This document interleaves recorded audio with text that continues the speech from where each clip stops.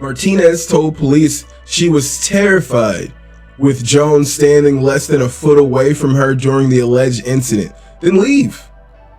You're terrified of Jon Jones standing less than a foot away from him? You went to his house. So, ladies and gentlemen, let's touch on, it was just reported today that Jon Jones is being charged with 2 misdemeanors in the incident with the drug testing agents. Now, this is not a new incident. It's popped up to me and I was like, oh my God, Jon again? He had some weird tweets going out the other day. So when I saw this post, I was like, wow, Jon is doing this stuff again. But then I look into it and it's actually the same case that was reported earlier in this year. It says if convicted of both full charges, Jones could face jail time that would be less than 1 year total and up to a $500 fine for the petty misdemeanor and up to $1,000 for the misdemeanor. All right. The entire ordeal surrounds drug testing agents from the UFC's anti-doping partners at Drug Free Sport, who were sent to Jones' home to collect a random sample. After arriving, an agent identified as Crystal Martinez claimed Jones appeared agitated after he was unable to provide a urine sample, and he was offered the opportunity for a blood test instead. Martinez claimed that Jones then began asking them questions, including if they had money, because he was going to sue them. She also claimed that Jones allegedly grabbed her phone and started recording them. Grabbed her phone and started recording them. That makes absolutely no sense. Martinez told police she was terrified with Jones standing less than a foot away from her during the alleged incident. Then leave. You're terrified of Jon Jones standing less than a foot away from him? You went to his house. If you're scared to be less than a foot away from Jon Jones, don't go to his house. Leave. Fucking leave. Don't be there. Quit your job. Your job was to go to Jon Jones' house. You feel terrified being less than a foot away from Jon Jones. Don't fucking go there. You can't do that job. Tell your boss, I can't go to Jon Jones' house. I don't feel comfortable being around him. This is nuts. All right? This is nuts. Don't fucking do it. She said she was afraid Jones might hit her. Leave. Leave. You're clearly not capable to do this job. You're going to a fighter and you're saying, oh shit, he's agitated. And I'm scared that he might hit me. He's standing less than a foot away from me. You're clearly not capable of doing this job. Quit. Do another job. I'm not gonna do a job where I gotta go to fighters' houses at random times and tell them, oh, it's drug test time. Magic drug test time. It's whenever we decide. And then go to the police and say, ooh, he was standing a foot away from me. I was terrified. I thought he was gonna hit me. He's a fucking fighter. If you're scared of fighters, don't go to a fighter's house. Jones later issued a statement of his own denying the allegations. Jon Jones said, I was recently visited by testers while I was celebrating a birthday and taking a nap. Jones said in April, upon waking up, I was caught off guard by the unprofessionalism and protocol by one of the testers, which caused frustration, leading me to use some profanity I regret. However, I want to emphasize that at no point did I threaten, get in anyone's face, raise my voice to anyone, or engage in any form of assault.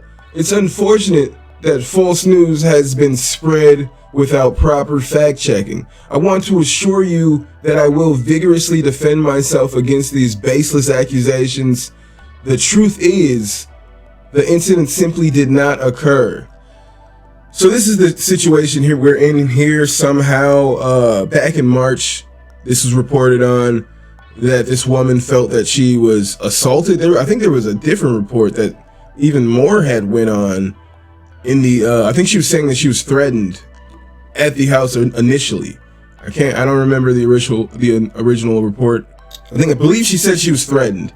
And then Jon Jones put out the video, which I'm going to play here, of them leaving and how they're all high-fiving Jon Jones. So let's look at that right here, because it's interesting to me. Like, even some like-minded individuals as far as MMA is concerned, who should be aware of the video from previous, are like, how can anyone defend Jon Jones at this point? This is the same report we heard. All right, this is the same report we heard back in March that was pretty much debunked when Jon Jones put out the video of them leaving. And here we go with this video. High five. She reaches out. He doesn't initiate the high five. Before she leaves, she reaches out, leans over to high five Jon Jones. But she felt terrified. And as soon he's facing court charges right now, misdemeanor charges of assault. You see how she reached out to shake his hand, to high five this man.